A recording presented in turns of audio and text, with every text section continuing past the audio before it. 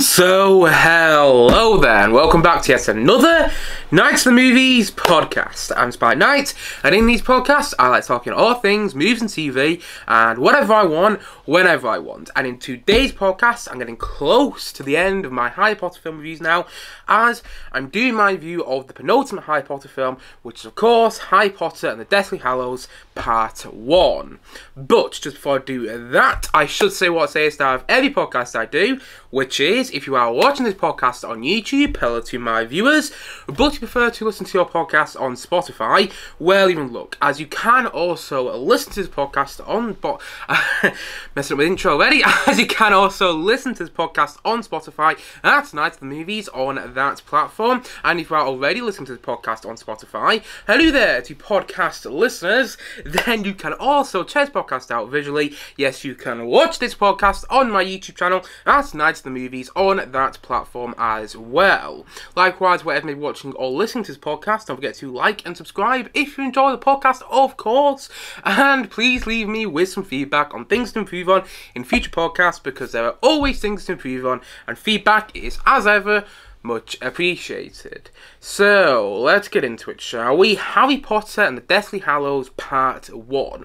So this is the 7th, I have to check that, this is the 7th Harry Potter movie, and the 3rd Harry Potter film to be directed by David Yates. David Yates, who previously directed the 5th Harry Potter film, which was Harry Potter and the Order of the Phoenix, and the 6th Harry Potter film, which is Harry Potter and the Half-Blood Prince, the predecessor to this film. He returned to direct this film alongside directing the final Harry Potter movie, which of course Harry Potter and the Deathly Hallows Part 2, which I'll review at some point over the next couple of weeks on this channel. I'm not sure when yet. But anyway, going back on to this film, going back on to Harry Potter and the Deathly Hallows Part 1. I was looking forward to this film for two big reasons. Big reason number one is that I really enjoyed the last Harry Potter movie.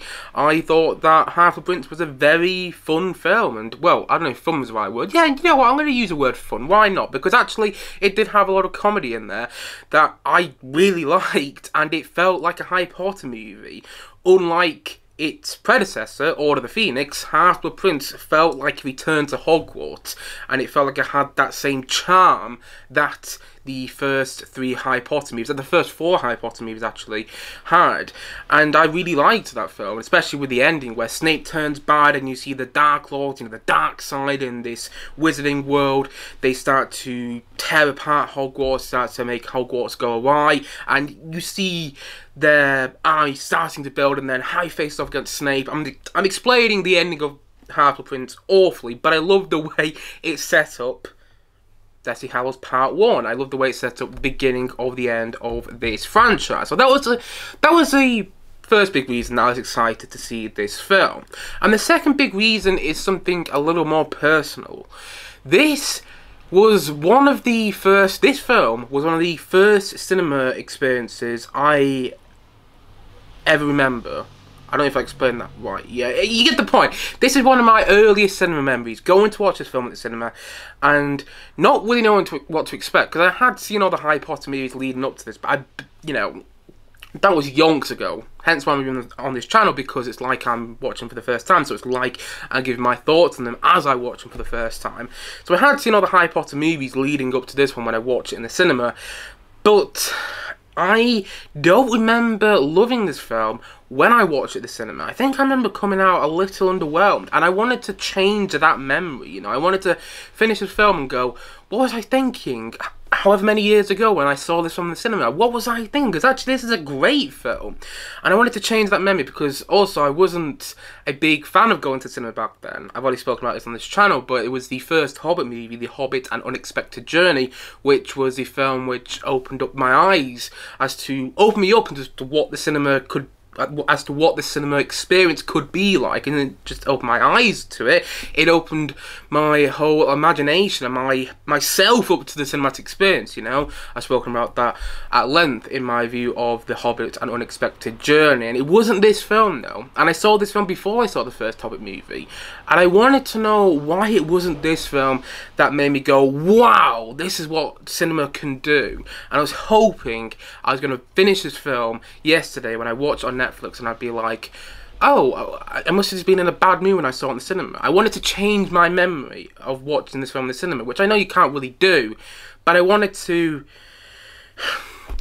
think better about this film, you know? Because when I think about the Deathly Hallows Part 1, I remember, all I think about is coming out of the cinema disappointed after watching this film, and I wanted to change my disappointment from it, you know? And so those are the two big reasons I was excited for this film. I enjoyed Half-Blood Prince. It felt like return to the charm of the first four Harry Potter movies, and I wanted to see if my opinion had changed in it since I saw this film in the cinema when it came out in the cinema however many years ago, because I haven't seen it since it came out in the cinema. At least I don't remember watching it since then. So anyway, yes. Those are the reasons I was excited to see this film. And yesterday I put some time aside and I checked it out on Netflix. And here are my thoughts on it. Here are my thoughts on the 7th Harry Potter movie, Harry Potter and the Deathly Hallows Part 1. Honestly, I thought this film was fine. I didn't hate it, and I didn't really dislike it either. This film's got a lot of merit in there, and I really liked the first half an hour to 40 minutes of the film, and again, it has some good sections to it, and some parts of it which I really liked. It's a well-crafted film. It's beautifully shot. Not as well shot as Half-Blood Prince. I was quite surprised by how good the cinematography was in Half-Blood Prince, but the cinematography is still good here. It's just not as good as Half-Blood Prince. And the musical score by Alexander Desplat, which I'll talk about in more detail later on in this review, but it sounds more. It's got the feel of the John Williams scores for the first 3 Harry Potter films, and there's a lot to like, and I really want to reiterate that. I didn't hate this film. I didn't dislike it really either. But I did find it disappointing, which is heartbreaking to say, because I didn't want to find this film disappointing. It's the second to last film in this franchise. It's a penultimate film, and for me, and this is really painful to say, because I've enjoyed the Harry Potter films for the most part, but for me, it did not feel like a Harry Potter movie. It felt more like an end-of-the-world film, and I understand why. I understand why they were going for that. You know, you see that Voldemort is taking over. You see that people who are not wizards, what they called muggles, in the world of these films are dying at the hands of the Dark Lord, the Dark Wizard, the dark side, if you want to use a Star Wars term. You know, you see that the world is it's crumbling because of Voldemort and his army. But it didn't feel like a Harry Potter film, though. It didn't have that. It didn't have Hogwarts in. This is the only Harry Potter film, because I'm pretty sure Hogwarts is in the last movie. I haven't seen it again for yonks, but I'm pretty sure it's in the last movie. And it wasn't in this film, though, which I thought was a big mistake. I thought it was a very big mistake. You got to see the train going to Hogwarts for like a quick 1-minute scene, but that didn't really do anything for me. And yeah, you got to see some wizards and some kites return, which I really liked early on in the film, but it didn't feel like a Harry Potter film. It felt more like the first 2 Fantastic Beasts movies, and I don't mean that in a good way, because I don't really like those films. And to be honest, those films feel more adjacent to Harry Potter than this one did. I know Harry Potter and Hermione and Ron are at the centre of this film, and that's something I really liked about it, how this film focused on the relationship between those 3, and you see the strains in their relationship. You see how each one of those main 3 characters individually is going through turmoil in their lives at this point in the story. But it just didn't have the same charm, and it felt too dark for my liking. It didn't feel exciting enough. It wasn't that entertaining. And sure, you might say that's because it's a dark film and all that, but it was a dark film from the get-go, and that motorbike and broom chase through the sky early on in the film. If you've seen the film, you probably know what I'm talking about. It's probably the best sequence in this film.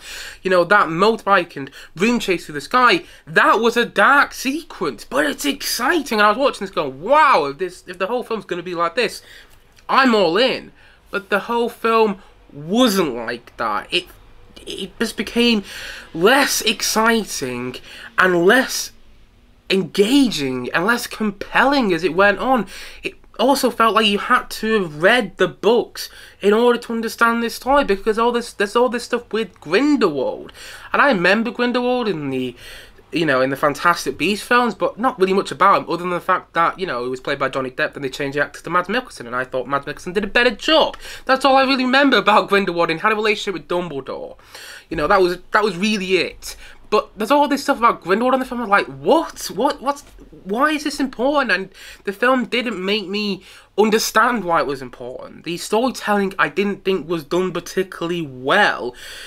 And it felt a bit like you had to... It didn't feel a bit like it, actually. It felt a lot like you had to know and have read the book to understand what's going on here. Because I still don't really understand what the Deathly Hallows are. And that's not me not paying attention. I was a bit... I found it jarring that they decided to tell us who the Deathly Hallows and what the Deathly Hallows are through this strange animation sequence. And the animation wasn't bad, but when it was happening, I was like, really? You're doing this in animation? Why can't you just shoot a whole sequence explaining, a live action sequence, explaining what the Deathly Hallows are? Because I don't want to see it in animation with Emma Watson narrating as Hermione Granger. I just want to see who the Deathly Hallows are, and the strange animation sequence, I was like, really? This is what you're doing at this point in the film? Why is it taking... Why does it feel like it's taken 2 hours to explain who the Deathly Hallows are? And that was another problem I had with this film. You know, it felt like it was drawn out to make 2 movies, because from what I understand, the Deathly Hallows, the book The Deathly Hallows, is only 1 book. It isn't 2 books. And the thing is, if that's the case, and I've been told that reliably by people who are close to me, if that is the case, the Deathly Hallows is only 1 book, then why did they feel the need to extend it into 2 parts? I know the reason. The reason is money, and understandably so. You know, this is a very economically viable franchise. I don't think I've ever used that phrase in any of my views before. I was quite proud of that, actually. But anyway, yeah, this is a franchise which makes a lot of money. So it's understandable why they've split the last book into 2 parts. They want to get the most. They wanted to get the most out of this franchise in terms of money. But it did feel a little like it was drawn out for 2 parts. It didn't feel like it needed to be 2 parts, or at the very least, it didn't need to be 2 parts, which are both 2 hours and a half. I don't remember how long the last film is, but I'm going to assume it's 2 hours and a half, because this film is also 2 hours and a half, and this film did not need to be 2 hours and a half. It could have been 2 hours, and I think it would be more tight, more exciting, more thrilling, more compelling, and more engaging, but instead, it's 2 hours and a half, which means you get all these sequences between Harry, Ron, and Hermione, which I didn't really care about. And I'm surprised I didn't really care about it, but it's because I've seen the strains in their relationships before. In the relationship between the main 3. I've seen the strains in that relationship in previous movies.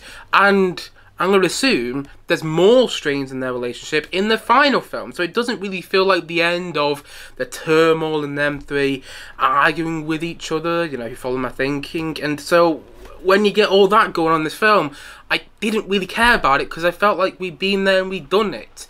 And I'm not really sure why they were all so... I'm not really sure why they were arguing so much. I mean, I understand why they were. I understand they were all going through their own personal turmoil.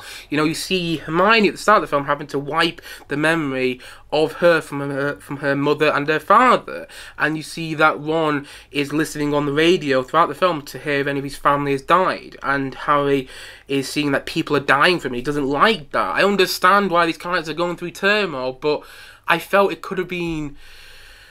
I just felt all that stuff could have been done in a more engaging way. In a way that I was actually quite shocked by them 3 arguing, where it felt like we'd been there and we've done it, and I know they're going to make up because...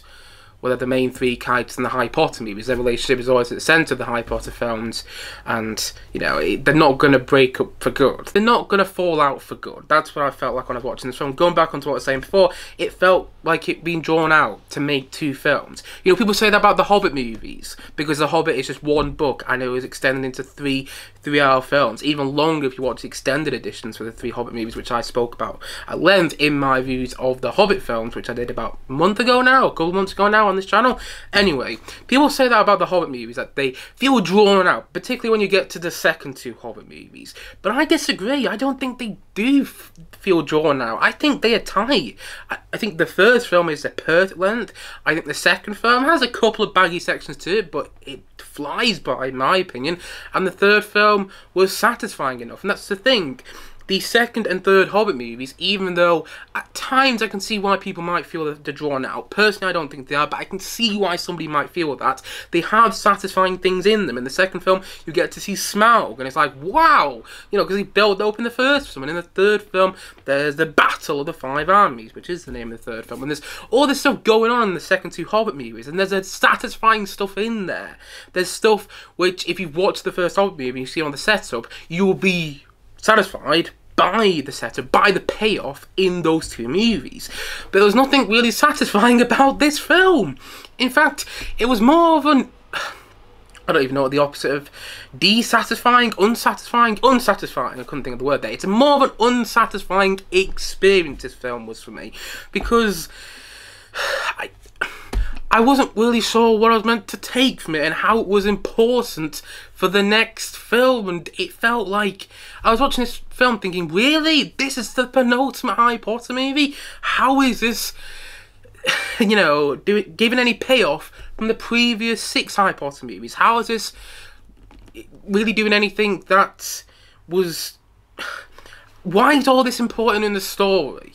That's what I kept questioning to myself throughout this film, and there was not enough satisfying elements in there. The point that, as what he said, it was unsatisfying because certain things happen and it's like, whoa, we're just skimming past that because apparently, and I don't remember if he did die or not, I don't remember if he's actually in the last film or if he definitely did die in this film, but spoiler here, in case you haven't seen this movie, Mad-Eyed Moody died off screen in the opening chase sequence.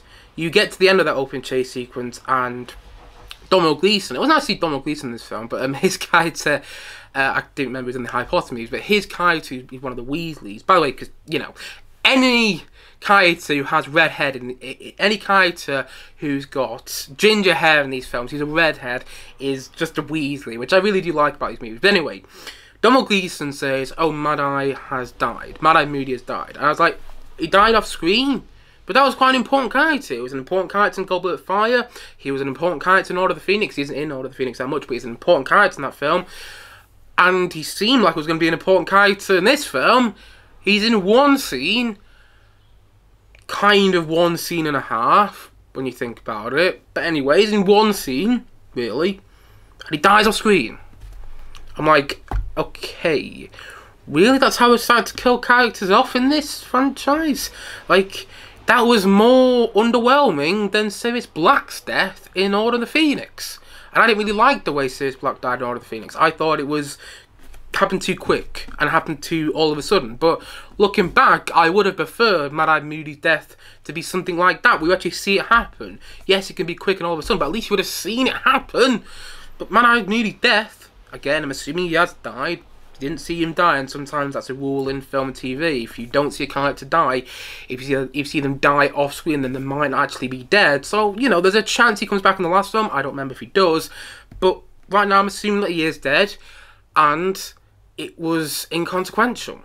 It was like, really? Well, actually, I don't know if inconsequential was the right word, but it was underwhelming.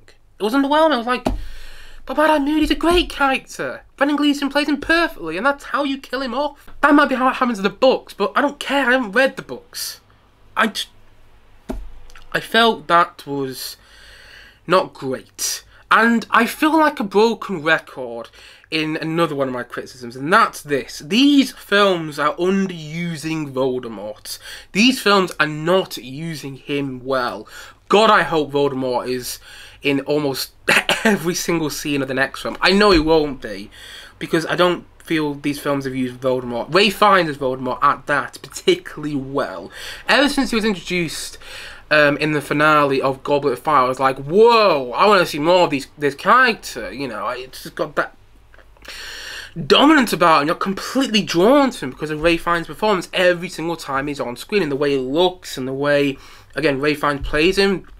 Perfect. They got the perfect casting for that villain, and he plays him perfectly, and the villain is so compelling.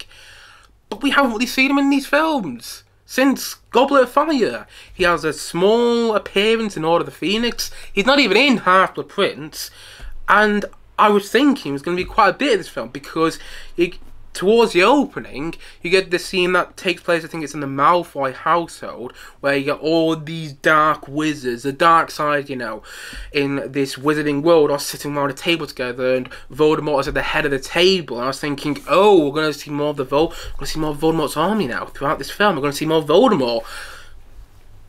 He's not really in the rest of the film. He's in like 2 scenes. That scene when they're all sitting around the table, I think he's in the scene where it's the broom and motorbike chase through the sky. I think he's seen briefly in that scene, if I remember correctly. And I think he's at the end, you see him take Dumbledore's wand.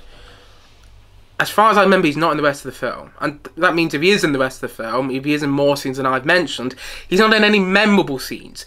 These films, up to this point, I'm not talking about the last part, I'm not talking about the final film, up to this point in the franchise, it feels like they're misusing Voldemort. And that's annoying for me, because I love that character. I want to see more of him. And that's the thing. If he's the main villain, give us more of him. You know, Darth Vader in the Star Wars franchise, we had to see loads of him in Empire Strikes Back and Return of the Jedi. And yes, he's only in 20 minutes of A New Hope, but he's in 20 minutes of A New Hope. Voldemort hasn't been in 20 minutes of any of the Harry Potter movies up to this point. I feel like these films are misusing Voldemort. And maybe that's the thing. Maybe Voldemort, you know, isn't actually the main villain of this franchise. I don't know. Maybe there's going to be something in the last film which actually indicates that someone else was the main villain of this franchise. I don't think that's going to happen, because they keep talking about the person who shall not be named. You know, they keep talking about Voldemort in that way. So I'm assuming Voldemort is the main big bad villain, and I'm annoyed that they're not using him that much. And sticking on the criticisms with Voldemort, who is Voldemort's army? Like, you see all of Voldemort's army, at least I'm assuming it's Voldemort's army, because we don't really know much about them, but we see Voldemort's army sitting around this table early on in the film and thinking, great, all of them look different, we're going to find out things about each of these characters throughout this film, and we don't. That's like the only time we see them.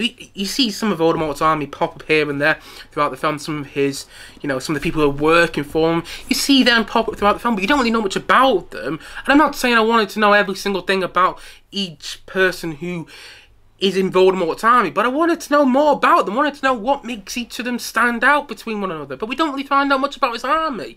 I wanted this film to do what I wanted Half-Blood Prince to do as well. Cut back and forth between the good guys and the bad guys. Tell us what the bad guys are doing at the same time, because by the time you get to the end of the film and Harry, Ron and Hermione have been captured by Bellatrix and are being held in the Malfoy household, and Bellatrix is doing all the stuff, and Helena Carter is brilliant in this film. Got more of a wig going on in this film, hasn't she? She's got more of a wig than she did in the previous Harry Potter movie she appeared in, but she's great in the film. But by the time that stuff is all happening, I'm like, I don't really know what Voldemort's army is like, though. Why should I care, really, about, you know, Voldemort's army? Because I don't really know much about them. I wanted to know more about, at least, his side man, you know, the people who, his assistants, his closest allies. And I don't really know much about them. And you're all sitting around a table, out on this film, they all look different. I'm like, great, they all look different. They all are played by a certain actor. I'm pretty sure I recognise each one of these actors in some sort of way. But you don't really find out much about Voldemort's army. I still don't really know much about the bad guys in this world. And we're on the penultimate film now. Going into the last film, I'm worried that I'm not gonna really care about when the good guys and the bad guys finally face off each other, because I don't really know much about the bad guys, you know. And I don't want to know like a complete dissertation on every single one of them. But I want to know something about each one of them, because the chances are, if they're all wizards or witches in this world, they've probably got their own special wand, and, you know, it'd be cool to know what their abilities are.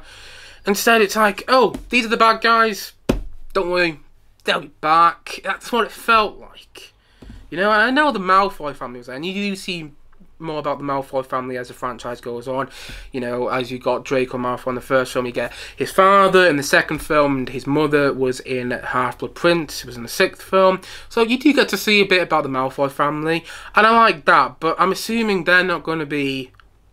Well, I don't know. But I just would like to see more about the other villains. Because at the moment, I don't really know much about Bellatrix, other than she was a cousin of Sirius Black, she killed Sirius Black, and she played by Helena Bonham Carter. And it feels like they got Helena Bonham Carter to play that character so people would be interested in her. Because at the moment, I'm not that interested in the character. Oh, and she killed, you know, Neville Longbottom's parents. That's all I really know about the character, and it feels like there should be something else there that makes her really menacing, other than the fact that Helena Bonham Carter plays her and plays remarkably well. You know, I don't really understand what Voldemort's army is. I don't like how these films seem to be misusing Voldemort. Maybe that's on purpose, whatever. But I want Voldemort in more of these movies. And God, I'm hoping he's in quite a bit of the last one. Fingers crossed. Anyway, continuing on with more problems. I liked how the main three characters, Harry, Ron and Hermione, were the centre of this film. I liked that. And I think the film is well acted, and I totally believed in their performances. I think each one of them as actors have really got better as this franchise has gone on. I totally think that, especially Rupert Grint, who, when the franchise started, I remember criticising his performance in my view of Philosopher's Stone. I was like, no, I don't love what he's doing. And by the end of this film, I'm like, yeah, I totally believe him as Ron Weasley. I wish we get to see Rupert Grint in more films, in more TV shows. I haven't really seen him in anything else other than the Harry Potter franchise. Well, some of the comic relief skit as well, but that's really it. Anyway, yeah, I haven't really seen Rupert Grint do much else, and I would love to after seeing him in this film, because he gives a really great performance, as does Daniel Radcliffe, as does Emma Watson. The main three are great, and I really liked how they were at the centre of the film, how they were the main focus of the film. That being said, why the hell were they trying to make a love triangle going on between the main three characters? Because that's never really been a thing in the previous Harry Potter movies. At least I haven't read it as a thing in the previous Harry Potter movies. And it feels here like they're trying to make a love triangle on. And I'm like, really? We're doing this late in the franchise? When, why? And I didn't really like that. Yeah, it's one of the reasons that a lot of the stuff between the main three became more engaging as it went on. And the film does have impactful moments. Like, Dobby's death is impactful, and it's probably the most emotionally moving death in the Harry Potter franchise up to this point. But it would have been more impactful if Dobby was in more of this film, or more of this franchise overall. He's in Chamber of Secrets. He hasn't come back into the franchise until this point, and he's not in many scenes in this film. If I remember correctly, and do correct me if I'm wrong, but if I remember correctly, he's only in like 3 scenes in this film. And I like the scenes he was in. I like the character of Dobby the house elf. He's not one of my favourite characters, but Toby Jones voices him well, and I like watching that character. But his death would have been more impactful if he kept popping up throughout the franchise, or if he was in this film a lot more. If he was on the adventure with the main 3 characters, and I understand why he's not. But when he dies, I was like, okay, that was quite impactful. His final line is something like, Dobby died a happy elf. And that's quite a, you know, it's a sad moment. But it would have been more sad if he was in the film a lot more. Or if he kept seeing the relationship between him and Harry develop over time. Because when you see him back in the film, it's like, oh, Dobby's back. Oh, and he died. You know, that's what it felt like for me. Sticking on, you know, bringing characters back from previous Harry Potter movies. This film does a lot of that. There's a lot of characters returning from the previous 6 Harry Potter movies, and I like that. I like seeing old characters return. I didn't think we'd see Professor Umbridge back, played wonderfully by Imelda Staunton, who just, you know, played the late Queen Elizabeth II in seasons 5 and 6 of The Crown. I didn't think we'd see her back in this franchise after Order of the Phoenix. I thought she was gone for good, as she was taken into the woods in such an underwhelming scene. But anyway, we get to see Professor Umbridge back, and I'm like, cool. Why? I get that she had the Horcrux thing that the main 3 characters are looking for, but why did she have to have that? Why was she the character that had to have the Horcrux thing? And why was Professor Umbridge back? I wasn't really sure. It felt like they just brought that character back because they could do. And there was a bit of that going on in this film, in my opinion. Quite a few instances of that. Like, why was Dobby in this film? I don't really know. Other than, you know, the only reason I'm thinking is because, hey, it's the second to last film in the franchise and we want to bring Dobby back. That's what it felt like the reason was, but I wanted there to be more of a reason why these characters returned, and I like seeing these characters back. I'm not saying I didn't. When you see a lot of the characters you've come to know and love early on in the film, like when you see the Weasley twins coming in to help Harry when he's trying to get from one location to the other during the broom and motorbike chase through the sky. When you see Mad-Eye Moody there, Hagrid, and one of the girls who competed in the Triwizard tournament in Goblet of Fire. When you see all those characters coming early on in the film, I was like, great. And there was reason to that. I liked seeing that. And I liked that there was a cameo from John Hurt later on in the film, because John Hurt had a very small role in Philosopher's Stone. I was like, brilliant. Didn't realise John Hurt was going to be in this film. There's all these additions I liked in there. And I liked seeing Professor Umbridge back. But it did feel a little like, oh, let's just bring them back because we're in the penultimate film of this franchise. And again, I would have liked there to be more of a reason as to why these characters are back. And I would have liked this one to be more intense overall. I would have liked there to be more of a narrative thrust as to what was going on, because we know Voldemort is doing his bad things. We know Voldemort's doing evil things. He's taking over. We know the fate of the wizarding world is in jeopardy and everything like that. But we don't feel it that much. We feel it at the start of the film, in the first half an hour to 40 minutes, when the wedding goes wrong and everything like that. But after that, after the first 40 minutes, it feels like it feels like the film just forgot what it was. It feels like the film kind of got away from itself, really. It should be more intense. There should be more of a narrative thrust and more intensity. I should have been watching this film on the edge of my seat, but instead I was watching this film more confused by the narrative decisions. Why was things happening here? Why were the Deathly Hallows explained what felt like 2 hours into the movie? Why did it take so long to get there? Why are the main three arguing so much when the fate of the world is basically in their hands? Why is all this going on? Why are we taking so long to get from one location to another location? What? There was a lot about this film which frustrated me. But I didn't hate it, and I didn't dislike it though. There was a lot about this film that I did enjoy. I didn't think it was awful, and you know what? It did have the feel of the hype of previous Harry Potter movies and my favourite Harry Potter movies in the opening 40 minutes. I cannot stress this enough. I loved the opening 40 minutes. I loved it. I just wish it continued that same sort of flow, that same pacing, you know. And going back onto what I was saying before when I was talking about this film not being satisfying enough, when in the deleted scenes, I found this out online yesterday after watching the film. In the deleted scenes, there is these scenes between Harry and the Dursley family, not the Dudley family as I've been calling them. I think the son's called Dudley, but the rest of the family name is just the Dursley. It's a family that Harry has to stay with because his parents have passed away, and his parents, it's his aunt, yes, his aunt's family. So yeah, the Dursley family. There's scenes in this film which were cut, which are not in the theatrical cut of this film, and I don't think there's an extended version, so there wouldn't be that in either. But there were scenes between Harry and each one of the Dursley family, and him saying goodbye to them at the start of the film.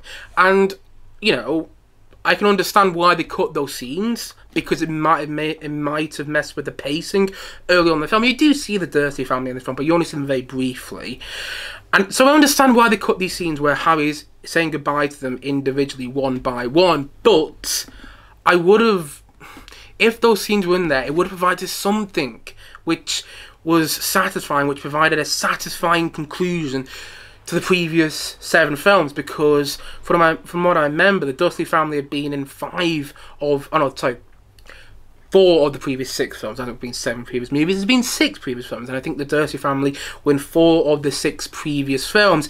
And in these delete scenes, you see this scene between Harry and the mother of the Dursley family, where the mother says to Harry, you know, you didn't just lose a mother that night, I lost a sister, when they're talking about the night that Harry Potter's mother died. And that was an impactful scene. That's a quite emotional moment, but it's only in the special features. It's a delete scene. It's not actually included in the cut, so technically it's not really a part of the film. And yet, it's a great moment that wasn't included in this film, and I would have liked that moment to be included. There's a moment between Harry and the father in the Dursley family where he says, I'm just a waste of space. He says something like that to the father, and the father just doesn't reply, which sort of implies, oh, actually, in the end, he didn't think Harry was a waste of space. And there's this moment where Dudley, the son of the Dursley family, goes up to Harry, and he says something like, you alright? You alright in the end? It's something like that.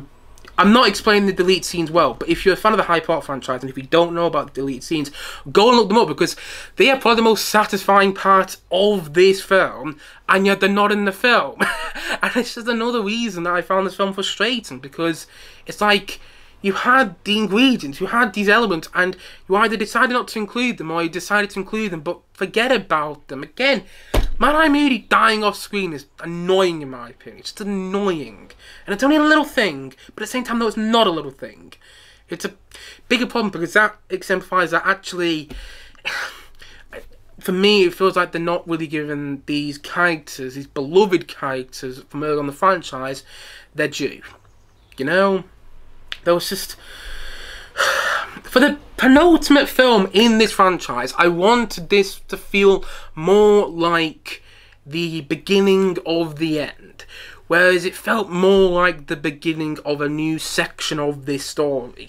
Like, put it this way, over the next couple of days I'm going to watch Deathly Hallows Part 2, but I'm not feeling that excited about it. I'm not feeling that it's going to be the final film of this franchise. I kind of feel like it's going to be another 3 or 4 films, because of the way this film did all the storytelling. I don't know how much I'm making sense anymore, because I'm recording this early in the morning, and I don't always operate the best early in the morning, but I think, more than anything, it didn't feel like a penultimate film. I didn't get to the end of this film and go, right, I can't wait to see how they continue this in the next part. I got to the end of this film and was like, that was it? Really? Okay. We're into the final part now, and it does not feel like it's going to be the final part. This film feels like it's drawing out the final book into 2 parts. It feels drawn out, because in reality, if you actually look at it, and they're doing this with the Harry Potter TV show, which is meant to be coming out sometime next year or something, or in 2026, they're making a Harry Potter TV show based on these books. So essentially remaking the whole Harry Potter film franchise as a TV show, and, you know, go ahead, do whatever you want to do with that. Their idea. Good luck to them. And, you know, it feels like, and going back onto what I was saying, I forgot the point I was making there. What was the point I was making? I lost my train of thought. That's what I was saying. Yes, you could. I understand why they're splitting the last book into 2 films, but the reality is you could have done that with any of the previous Harry Potter books. Because Order of the Phoenix, from what I understand, one of my brothers told me this, they said that Order of the Phoenix is the longest book. But that's actually probably one of the shorter Harry Potter movies. Feels like one of the longer Harry Potter films, but it's actually one of the shorter Harry Potter movies. And you could have extended that into 2 books then. I'm not saying I would have wanted them to do that, but you could have. And it feels like, again, they're just doing it with this final book because they want to earn money. And it did not feel like the penultimate film in this franchise. It feels like we've got another couple of films to go, and actually we've only got 1 film to go. And I haven't seen Deathly Hallows Part 2 yet, haven't rewatched it.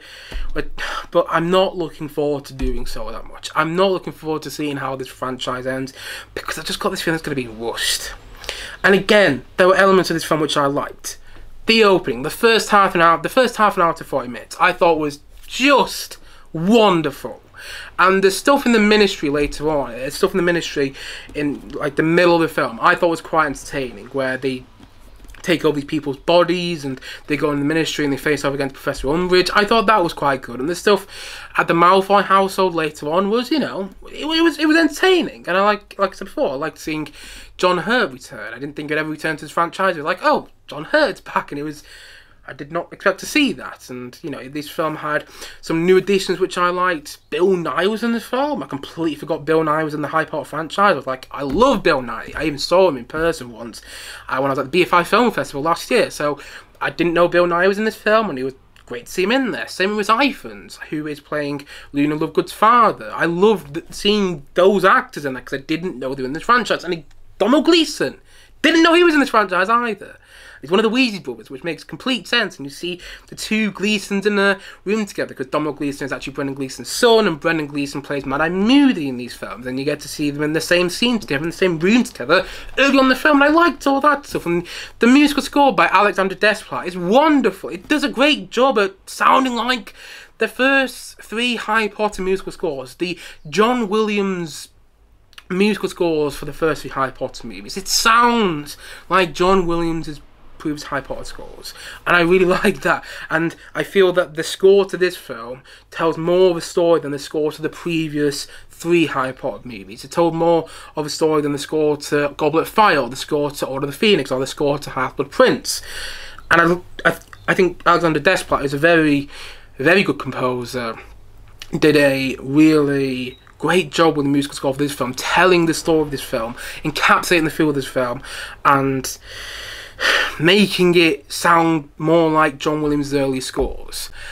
But I just wish this film was more exciting and more intense, and actually had a narrative thrust that pushed through into the finale, because it does not feel like the next film is the end for me. It feels like the next film is going to be like part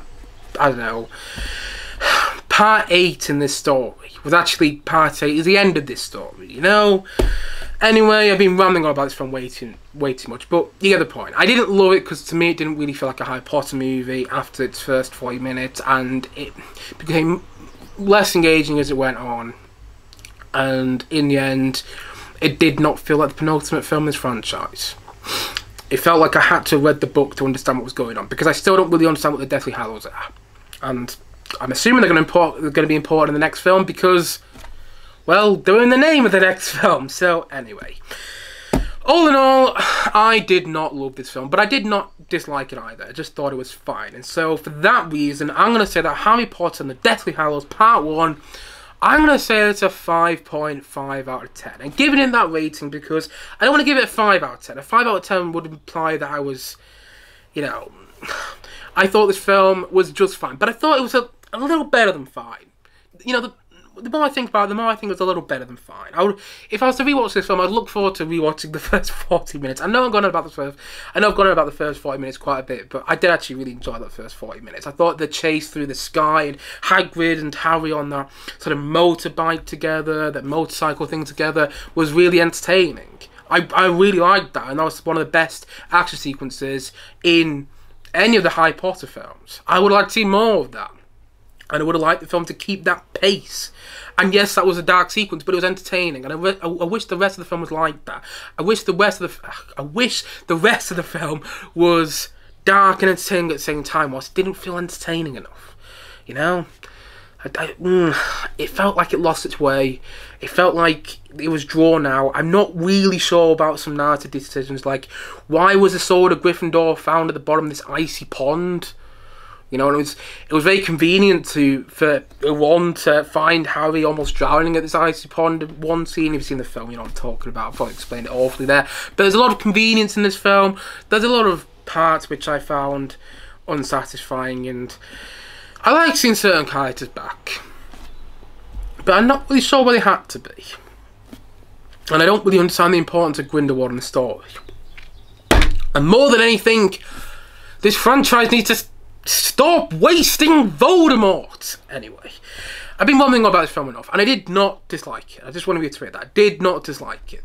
When I look back on this film, in a thumbs up and a thumbs down world, it'd be a thumbs middle. You know, when people do that, I wouldn't give it a thumbs up or a thumbs down.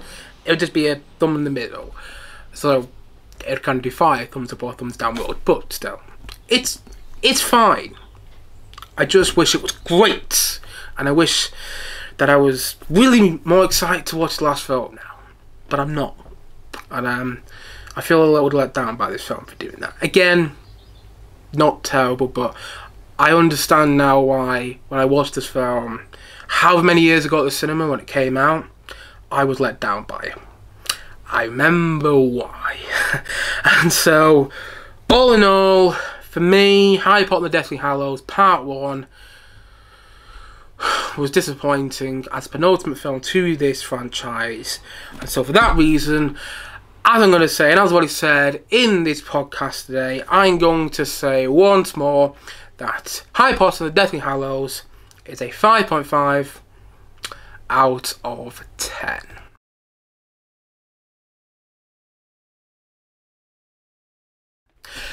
Anyway guys, that's it for today's podcast. If you've seen Harry Potter and the Deathly Hallows Part 1 and you loved it, then please let me know why I'm wrong in the comment section below. Honestly, if you did love it, that's great. I really wish I did. I really wish I loved this film. And again, if you did love it, let me know why I'm wrong in the comment section below. Or maybe you thought similar to me. Whatever your thoughts are on the penultimate Harry Potter movie, Harry Potter and the Deathly Hallows Part 1, please let me know in the comment section below. And look forward to my review of Harry Potter and the Deathly Hallows Part 2 coming at some point in the next couple of days to weeks on this channel. I haven't quite decided when I'm going to put that review out yet, but look forward to whenever it's coming out on this channel. But until then guys, thank you as always for watching or listening to this podcast, and if you haven't yet, please do click down below and like and subscribe on this podcast. I look forward to many more podcasts very soon on this channel. As what he said, thank you as always for watching or listening to this podcast, and I suppose this is it. So I will see you guys again soon, but bye for now. Bye.